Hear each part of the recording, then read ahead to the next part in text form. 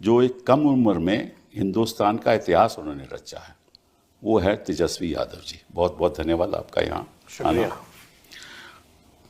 हमें मालूम है कि आप वैसे तो क्रिकेटर थे, शुरुआत अपने क्रिकेट से की, और आप दिल्ली डेयर डेविल्स में भी टीम में शामिल भी थे, लेकिन वो आपका 2000 मेरे ख्याल 12 में आप 11-12 तक आप रहे, तो आपने फिर छोड़ दिया। उसने 2013 में आपने तय किया कि मैं राजनीति में आऊँगा, और 2015 में जब आप चुनाव लड़े तो आप मतलब कि तब डिप्टी चीफ मिनिस्टर बने बिहार के।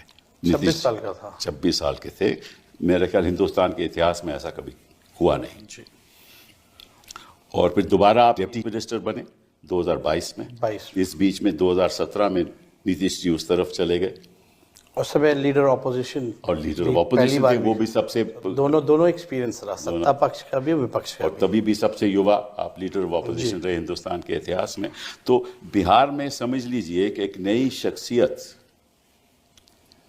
की लहर आई थी, मैं समझता हूँ, और बिहार का फ्यूचर आपके हाथ में है। मैं समझता हूँ हार जीत तो होती रहती है, लेकिन बिहार का फ्यूचर आपके हाथ में है, और अगले 5 साल बताएंगे कि क्या होने वाला है, क्या नहीं होने वाला।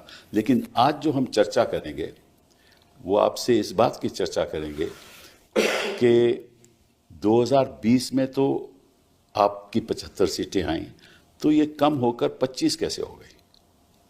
इसके कारण क्या आपके हिसाब से? मेरे भी कुछ इसमें ख्याल है, मैं बाद में करूँगा। देखिए, ये बात तो कोई भी डाइजेस्ट नहीं कर रहा, खासतौर पे बिहार की भी जनता से भी बात की जाए आज भी, तो उनको भी ये पच नहीं रहा बात। और मैं तो ये दावे के साथ भी कह रहा हूँ, जो बीजेपी के या जदयू के सत्ता पक्ष के जो विधायक भी चुनाव जीते हैं, वो भी विश्वास नहीं करना। अच्छा।